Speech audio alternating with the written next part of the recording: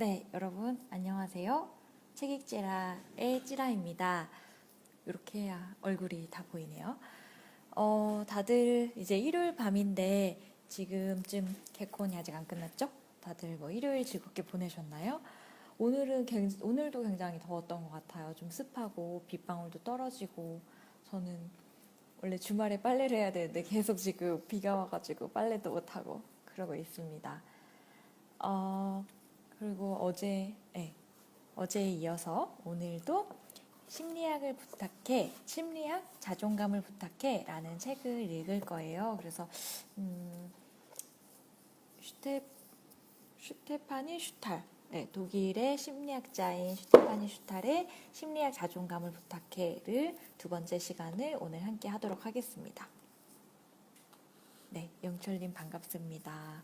지연님, 영훈님, 네, 많이 들어오시네요. 저희가 해보면 일요일 밤이 가장 많이 들어오시는 것 같아요. 이제 그 어떤 주말이 끝난 그런 마음으로 이제 침대에 이렇게 누워가지고 이러면서 페북을 보고 있지 않으실까 생각하는데, 네, 저와 함께 일요일 밤에 즐겁게 책 읽으시고 또 내일 힘차게 월요일을 같이 준비해 봅시다. 네, 다들 반갑습니다. 저는 어제 이제 심리학 자존감을 부탁해 첫 번째 시간을 했는데 개인적으로는 굉장히 재미있게 읽고 있습니다. 그래서 이 책은 크게 내가 진짜 자존감이 낮을까? 혹은 이제 어느 수준의 자존감이 낮다고 해야 되나라고 말하는 인식의 파트로 돼 있고, 그리고 그 원인이 어디에서 나오나 어제 이야기한 바로는 우선은 유전적인 요인, 성격적인 요인이 크다고 했고요. 그리고 부모님이 나를 어떻게 훈육했느냐, 어린 시절에 있었던 기억에 따라서 그것이 많이 영향을 받을 수 있다. 커서보다는 어렸을 때 영향이 중요하다라고 얘기를 했고요. 그리고 이제 그거에 대해 치유로 근본적으로 어떻게 하느냐를 다루는 곳이 4장이고요. 그리고 이 책의 5장, 6장에서는 실제로 사람들한테 이렇게 얘기해 보세요라고 하면서 좀 실전적인 얘기를 많이 해줘요. 그래서 오늘 저는 이 파트를 중심적으로 읽어보도록 하겠습니다. 그래서 어제 얘기했던 것 중에 제가 되게 인상 깊게 들었던 건 결국 우울증도 그렇고 자존감이 낮은 것도 그렇고 우리 누구나 일반적으로 가지고 있는 현상이다. 자기 불안이나 그런 부분들은. 그런데 그게 일상생활에 방해가 될 정도로 자주 반복해서 일어난다면 그건 좀 개선해야 될 부분이다. 그리고 뭐 내가 열심히 노력해서 자존감을 높여야지라고 하는 것보다는 내가 갖고 있는 그런 다양한 성격들이나 특성들을 그대로 받아들이려고 노력하는 것, 이게 자존감이 낮은 걸 좀 극복하는 방법이겠다라는 정도로 어제 부분을 요약해 보았습니다. 오늘은 좀 다양한 제가 준비를 해보았어요. 그래서 제가 읽을 부분이 오늘은 5장 사람들 사이에서 편안해지는 방법인데요. 이 부분과 제 얼굴이 동시에 나오기가 참 힘든 것 같아요. 그래서 막 이래저래 카메라를 노력을 해보았으나 약간 뒤쪽에서 읽는 걸로 시작해 보도록 하겠습니다. 오늘도 굉장히 흥미진진한 이야기가 많이 펼쳐지는데요. 첫 번째, 사람들 사이에서 100% 인정받고 싶다는 것에 대하여 파트입니다. 솔직히 친구야 많았으면 싶죠. 꼭 많지는 않더라도 친구들이 항상 나를 100% 인정해줬으면 좋겠어요. 우정에서나 다른 생활 영역에서나 자존감이 낮은 사람들은 한치도 부족함이 없는 확실성을 바란다. 가벼운 비판을 듣거나 상대가 대화 중에 잠깐 한눈을 팔거나 자기 생일을 까먹거나 전화해주기로 하고 잊어버리거나 자신과 반대되는 견해를 보이면 이들은 금세 상처받거나 버림받았다고 느낀다. 너무 쉽게 상처를 받다 보니 친구들 입장에서는 도무지 어떻게 해야 잘하는 건지 분간이 어려운 경우도 있다. 늦든 빠르든 언젠가는 친구들이 자기 불안을 가진 당사자 주변에 잔뜩 깔린 쥐레 중 하나를 덜컥 밟는 일이 생길 것이다. 그러면 자기 불안의 주인공은 또다시 상처받고 실망해서 대체 진정한 우정은 어디에서 누구와 맺을 수 있나 라고 생각하면서 크게 탄식할지도 모른다.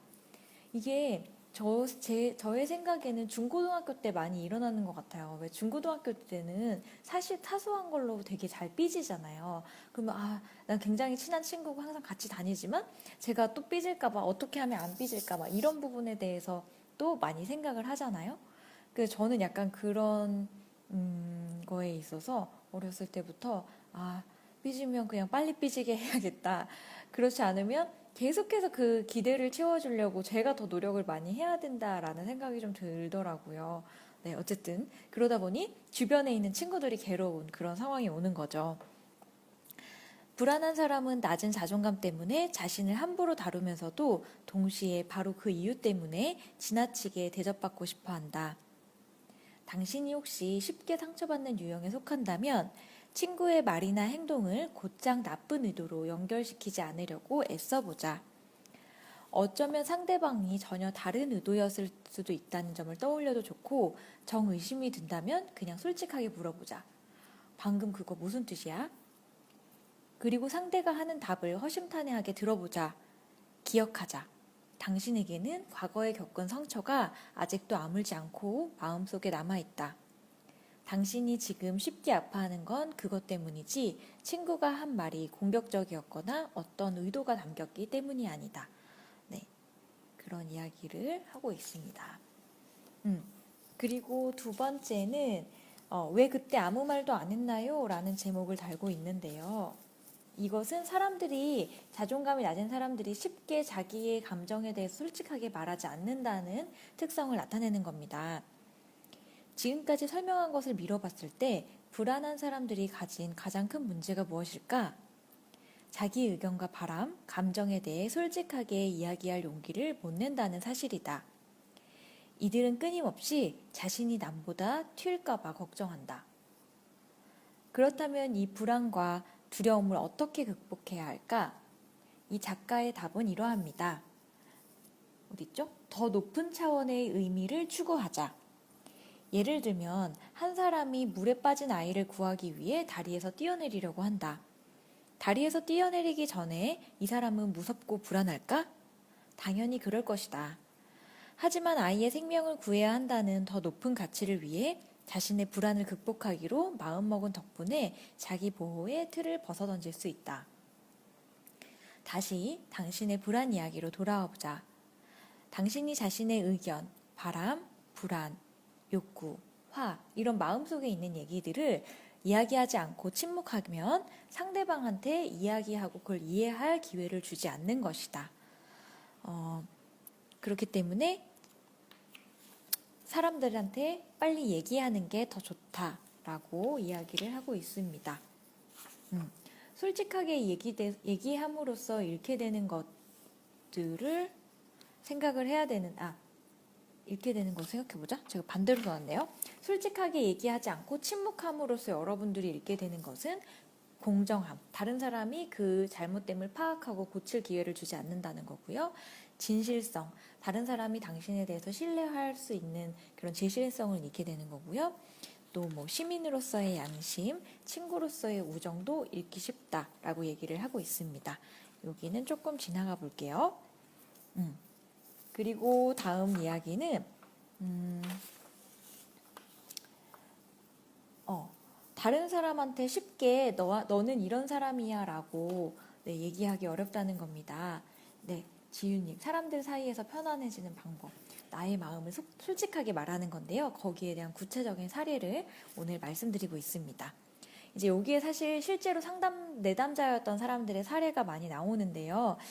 그 중에 한 명의 이야기를 들려드릴게요. 잉해라는 친구는 요즘 날카로운 말로 자기를 상처 주는 동료 때문에 힘들다. 마른 하늘의 날벼락처럼 갑자기 공격하기 때문에 매번 뭐라고 대답할지 몰라 당혹스럽다. 다시 그 동료가 잔뜩 가시 박힌 말을 던졌을 때 잉해는 미리 준비한 말로 대응했다.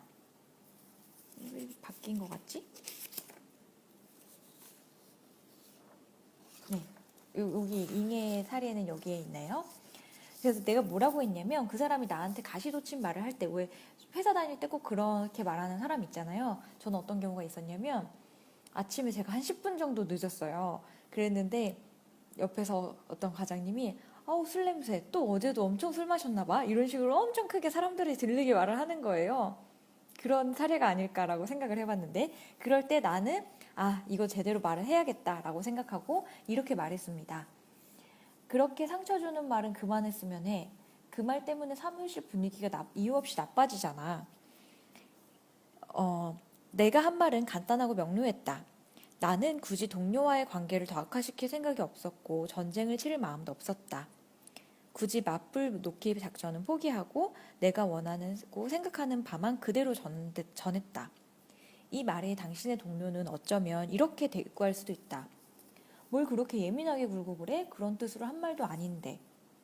이럴 때 나는 다시 한번 말문이 막힐 수도 있다. 불안을 가진 사람들은 대개 이 상황을 가장 무서워한다. 내가 뭔가 말했는데 상대가 여기에 대꾸를 한다. 그런데 할 말이 전혀 생각나지 않는다. 그런데 여기서 잊지 말아야 할 것은 자신이 패배자로 남을까봐 모든 걸 놓아버리지 않는 데 있다. 다시 말하지만 말솜씨나 순발력은 필요 없다. 절묘한 말솜씨에 연연하다 보면 생각도 막힌다. 나는 그냥 이렇게 대답하면 된다.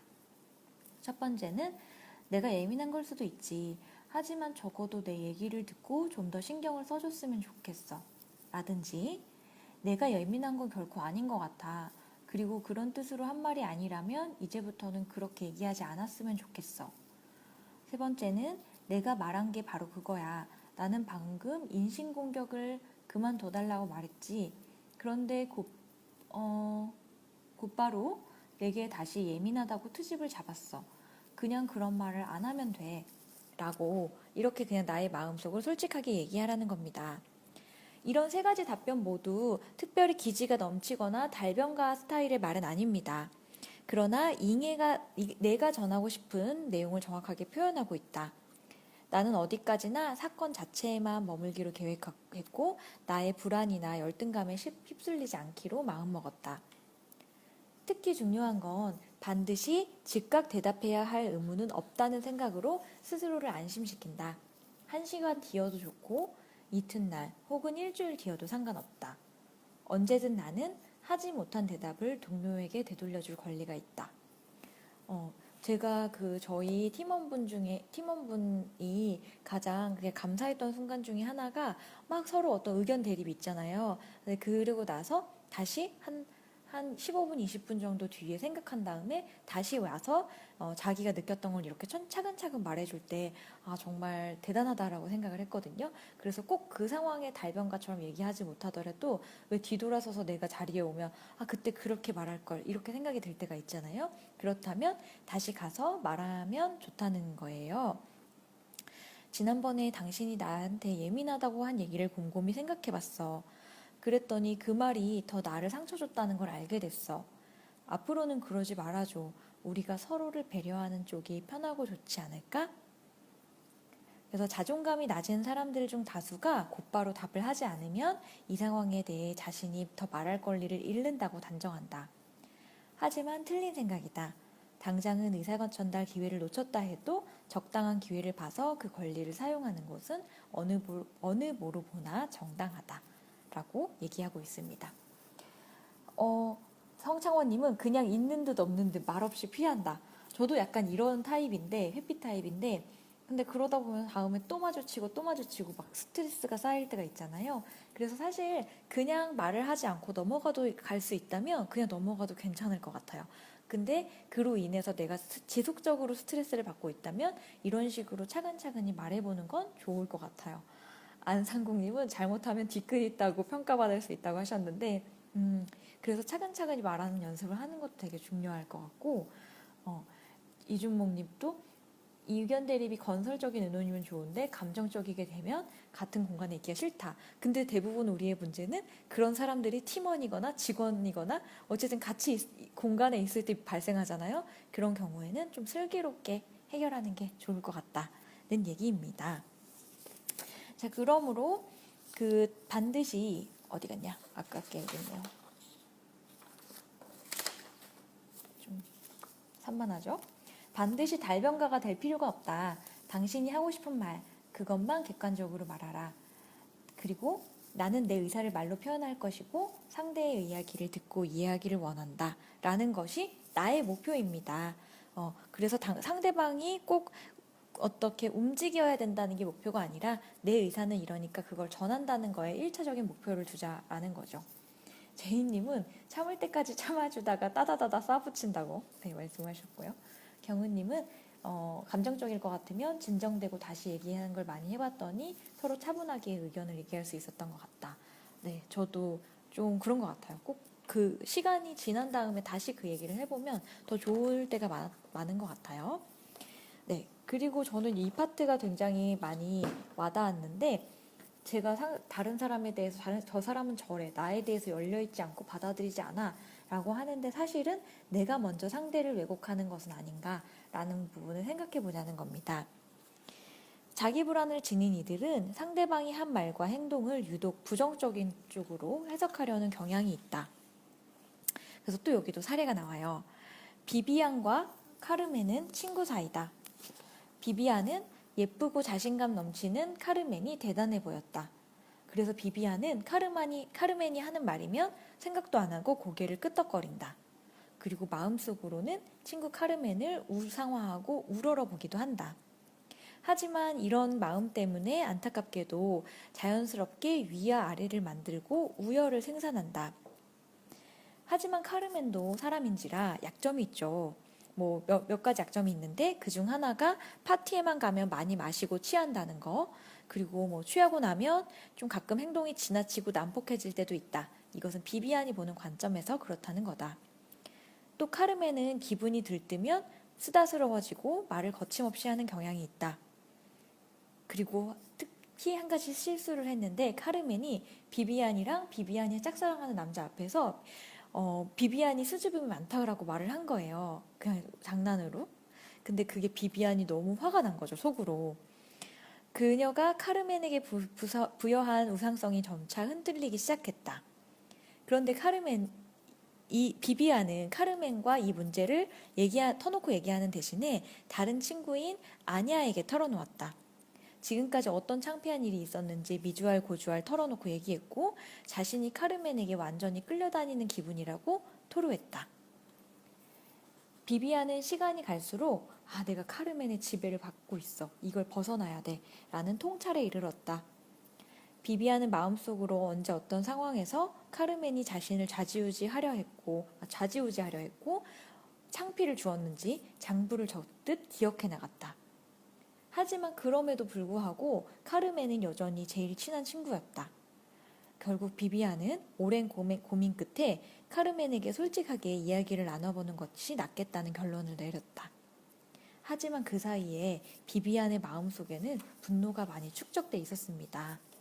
그래서 비비안이 카르멘에게 내가 단정지은 것들을 꺼내놓고 그 증거로 수년 전부터 벌어진 일들을 조목조목 얘기하자 카르멘은 놀란 거죠.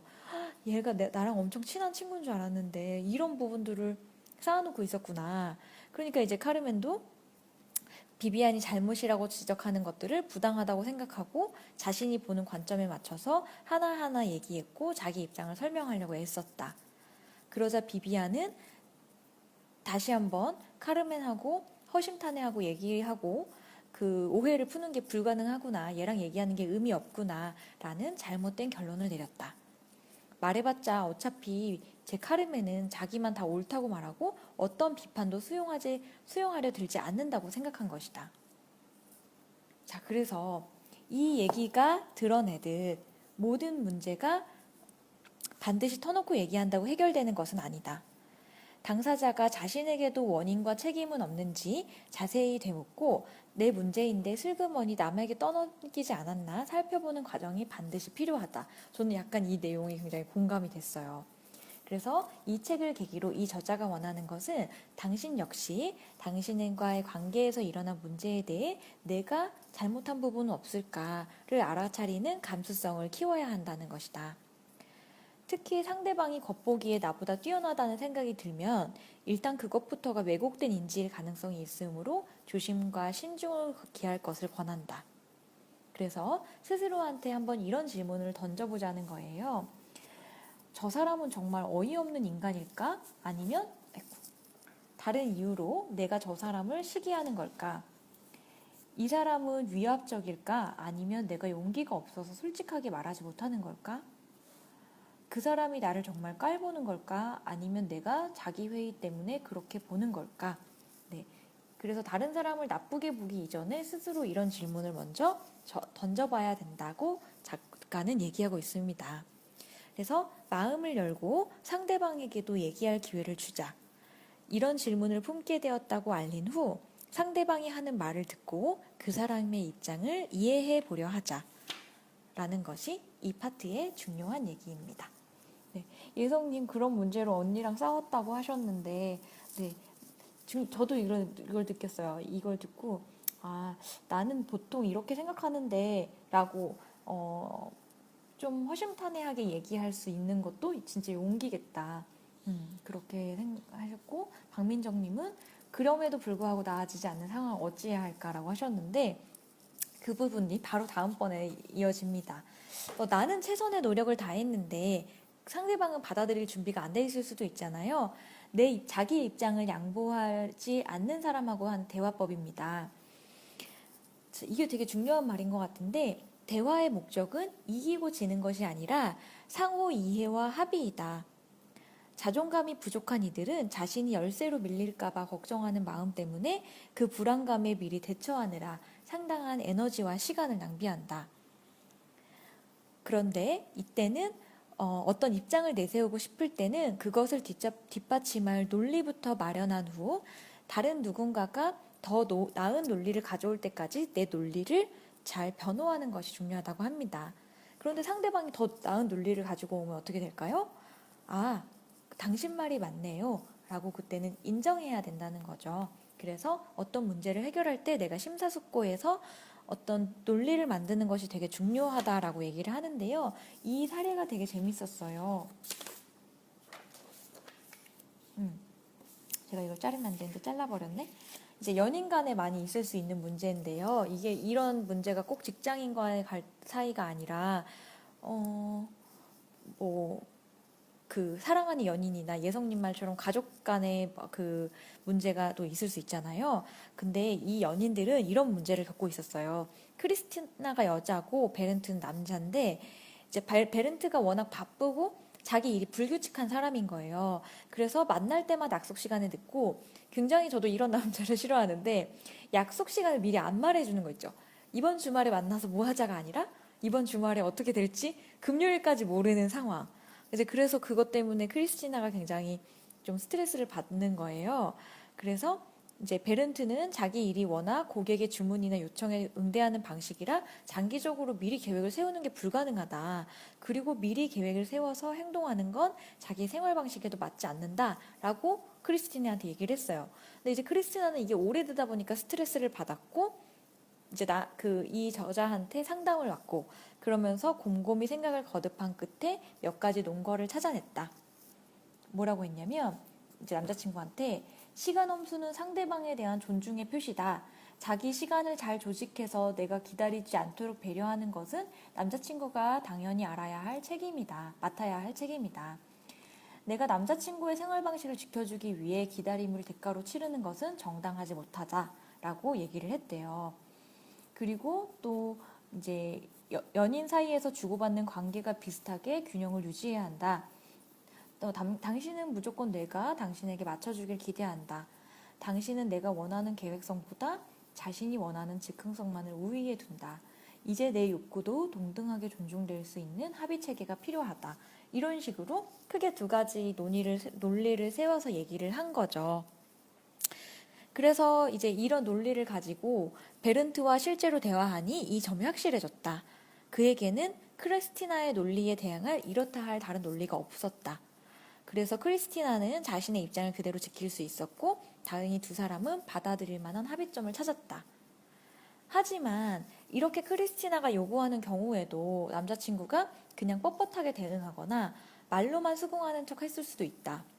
그랬다면 크리스티나가 아무리 괜찮은 논리로 해결을 시도했더라도 변하지 못했을 것이다. 자, 그래서 중요한 건 먼저 대화를 시도하고 좋은 논거를 마련하는 것 자체가 성공을 보장하지는 않는다.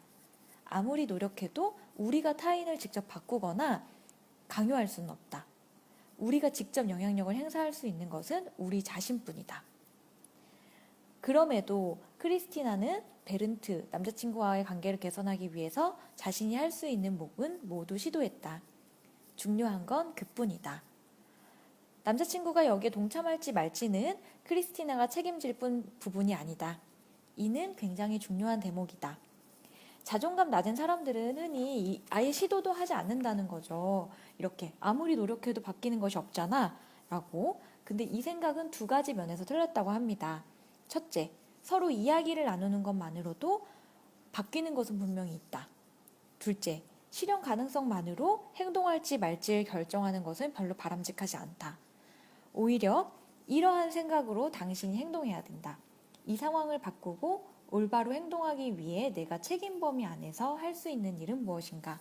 그리고 상대방한테 설령 그게 받아들여지지 않더라도 나는 최선을 다해야 된다 라고 얘기를 하고 있습니다. 그래서 저도 그렇게 해볼까라고 생각을 했어요. 왜냐면 그러함으로써 내 마음이 더 편해질 수 있겠다라는 생각이 들었습니다. 한 가지만 더 얘기를 할게요. 또 내 말을 아예 들으려 하지 않는 사람도 있어요. 그럴 때 당신이 아무리 얘기를 해도 상대방이 전혀 경청하지 않으려 한다면 어찌해야 좋을까?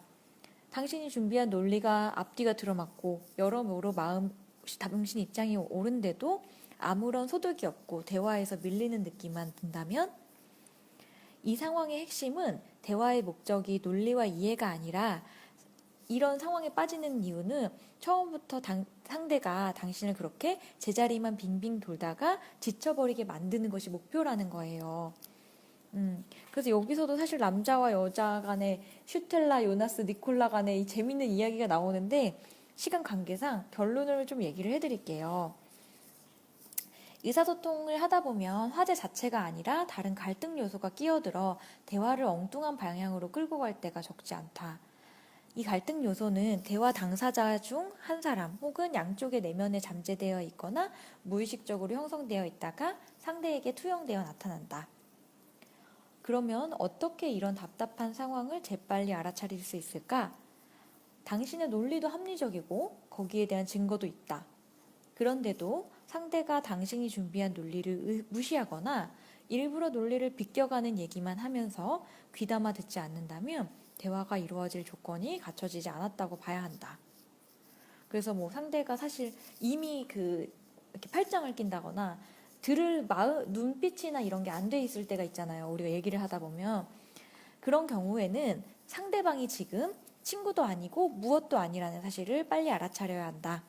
게다가 상대방이 부당한지 내가 부당한지도 이 상황에서는 판단하기 어렵지 않다.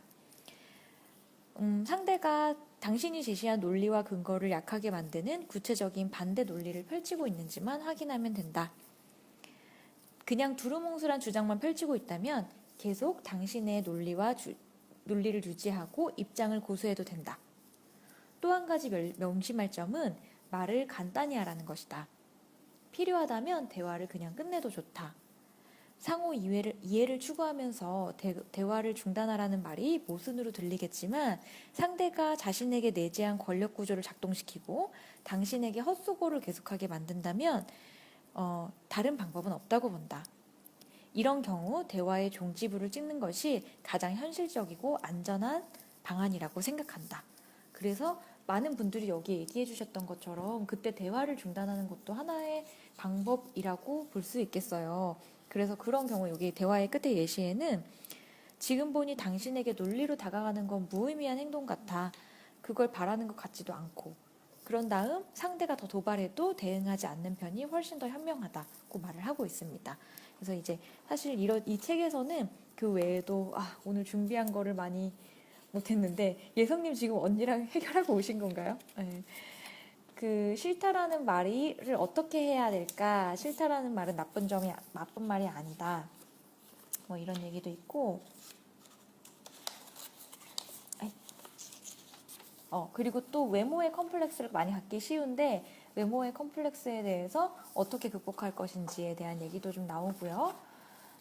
그리고 나를 온전히 사랑해주는 연습, 나의 감정을 잘 알아차리는 것, 그리고 남의 기대에 부응하려고 태어난 것이 아니다.